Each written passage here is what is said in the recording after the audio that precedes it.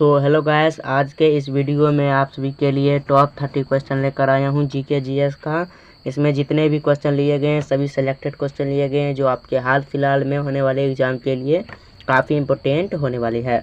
तो आप सभी लोग इस क्लास को अच्छी तरीके से देखिएगा। चलिए आज का पहला नंबर प्रश्न पढ़ते हैं। संविधान सभा का अस्थायी अध्यक्ष कौन था? संविधान सभा के अस्थायी अध्यक्ष आपके हो जाएंगे डॉक्टर राजेंद्र प्रसाद। ऑप्शन में से हो जाएगा option number A doctor Rajendra Prasad, ध्यान रखिएगा। अगला प्रश्न देखिएगा, प्रथम भारतीय महिला जिसने भारतीय राष्ट्रीय कांग्रेस की अध्यक्षता की थी उनका नाम हो जाएगा। ऐसी प्रथम भारतीय राष्ट्रीय महिला जो इस कांग्रेस में पहली बार महिला थी जो कांग्रेस की अध्यक्षता की थी, कौन थी? एनी बेसेंट, ध्यान रखिएगा। ऑप्शन नंबर ए राइट आंसर होगा। नेक्स्ट क्वेश्चन देखिए, संविधान सभा का कौन सा अनुच्छेद भारत को धर्मनिरपेक्ष राज्य घोषित करता है? संविधान सभा का कौन सा अनुच्छेद भारत को धर्मनिरपेक्षित राज्य घोषित करता है? तो 42वें संविधान संशोधन जो हो जाएगा, संविधान सभा भारत को धर्मनिरपेक्षित राज्य घोषित करता है, ध्यान रखिएगा। ऑप्शन नंबर डी सही जवाब होगा। अगला प्रश्न, नालंदा विश्वविद्यालय को किसने जलाया था?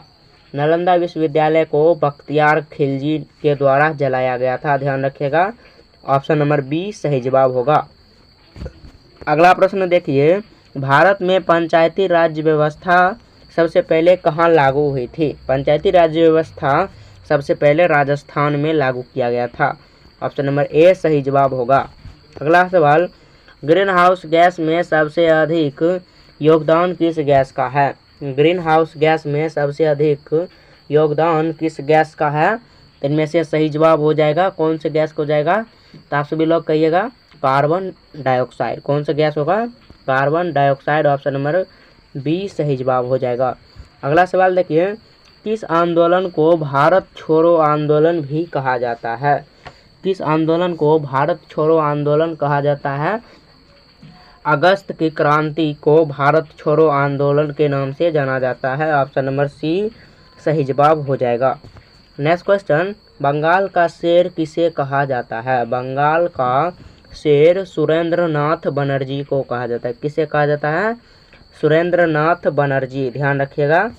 अगला सवाल, भारतीय रिजर्व बैंक की स्थापना कब हुई थी? भारतीय रिजर्व बैंक की स्थापना 1935 ईस्वी में किया गया था। ऑप्शन नंबर ए सही जवाब हो जाएगा। भारतीय रिजर्व बैंक की जब स्थापना हुई थी उस समय इसका नाम इंपीरियल बैंक था। इंपीरियल बैंक उसका नाम था। उसके बाद इसका नाम बदल करके एसबीआई कर दिया गया, नहीं आरबीआई कर दिया गया। आरबीआई यानी कि भारतीय रिजर्व बैंक, ध्यान रखिएगा। अगला सवाल, भारतीय संविधान में मौलिक अधिकार कितने हैं? भारतीय संविधान में मौलिक अधिकार कुल 6 हो जाएंगे। कितने हैं? 6, ध्यान रखिएगा। अगला प्रश्न, संविधान के किस अनुच्छेद में समानता का अधिकार दिया गया है? किस अनुच्छेद में समानता का अधिकार दिया गया है? अनुच्छेद 14 से लेकर 18 तक समानता का अधिकार दिया गया है। ऑप्शन नंबर ए सही जवाब हो जाएगा। अगला प्रश्न, अमर ज्योति कहाँ स्थित है? अमर ज्योति कहाँ स्थित हो जाएगा? तो इनमें से हो जाएगा गेट इंडिया, इंडिया गेट में। ऑप्शन नंबर बी सही जवाब हो जाएगा। अगला प्रश्न, किस गवर्नर जनरल के समय में दास प्रथा अंत किया गया? किस गवर्नर जनरल के समय में दास प्रथा अंत किया गया? तो विलियम बेटिक के समय में। ऑप्शन नंबर ए ध्यान रखिएगा सही जवाब हो जाएगा। अगला प्रश्न, गुलामी की जंजीर किसने लिखी? गुलामी की जंजीर लाला लाजपत राय। किसने लिखी? लाला लाजपत राय, ध्यान रखिएगा।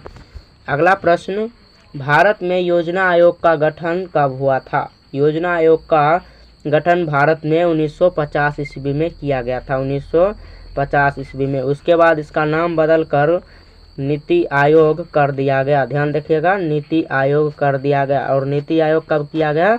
तो 2015 ईस्वी में किया गया था। ये भी ध्यान रखिएगा, काफ़ी इम्पोर्टेंट क्वेश्चन है। अगला प्रश्न, किस नदी को दक्षिण की गंगा कहा जाता है? किस नदी को दक्षिण की गंगा कहा जाता है? गोदावरी नदी को। ऑप्शन नंबर ए सही जवाब होगा। अगला प्रश्न, श्वेत क्रांति का संबंध किससे है?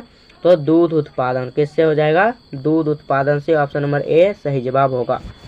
अगला प्रश्न, विश्व की सबसे पुरानी पर्वत श्रृंखला कौन सी है?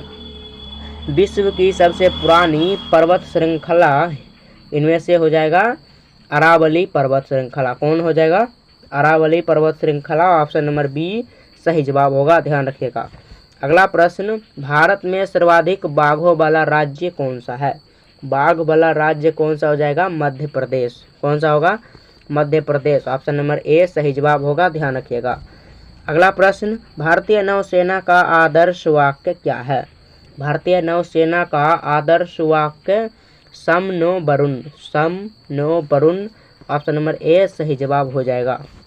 अगला प्रश्न, नील दर्पण नाटक किसने लिखा? नील दर्पण नाटक दीनबंधु मित्र के द्वारा लिखा गया था, ध्यान रखिएगा।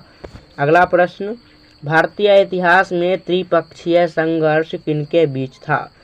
त्रिपक्षीय संबंध किसके बीच में था? पाल और राष्ट्रकूट गुर्जर प्रतिहार, इनमें से तीनों हो जाएगा जिसके बीच में त्रिपक्षीय संघर्ष था। अगला प्रश्न देखिए, गदर पार्टी की स्थापना जो है कहाँ हुई थी? गदर पार्टी की स्थापना इनमें से कहाँ हुई थी? तो सैन फ्रांसिस्को में हुई थी। फ्रांसिस्को में गदर पार्टी की स्थापना की गई थी। अगला प्रश्न देखिएगा, भारत का डेट्रॉइड किस शहर को कहा जाता है?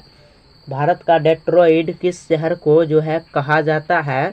तो इनमें से सही जवाब हो जाएगा चेन्नई को कहा जाता है। किसे कहा जाता है? चेन्नई को, ध्यान रखिएगा। नेक्स्ट क्वेश्चन, भूदान आंदोलन का नेतृत्व किसने किया था? भूदान आंदोलन का नेतृत्व विनोबा भावे ने किया था। किसने किया था? विनोबा भावे, ध्यान रखिएगा। अगला प्रश्न, किसे भारतीय मिसाइल मैन कहा जाता है? भारतीय missile man APJ Abdul Kalam को कहा जाता है, ध्यान रखिएगा।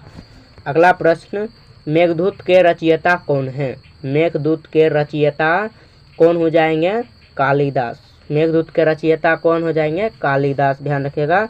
अगला प्रश्न, किस ग्रह को लाल ग्रह कहा जाता है? बुध ग्रह को। किस ग्रह को लाल ग्रह कहा जाता है? तो मंगल ग्रह हो जाएगा। मंगल ग्रह को लाल ग्रह कहा जाता है। अगला प्रश्न देखिए, विश्व की सबसे तेज गति से चलने वाली हवा किस क्षेत्र में पाई जाती है?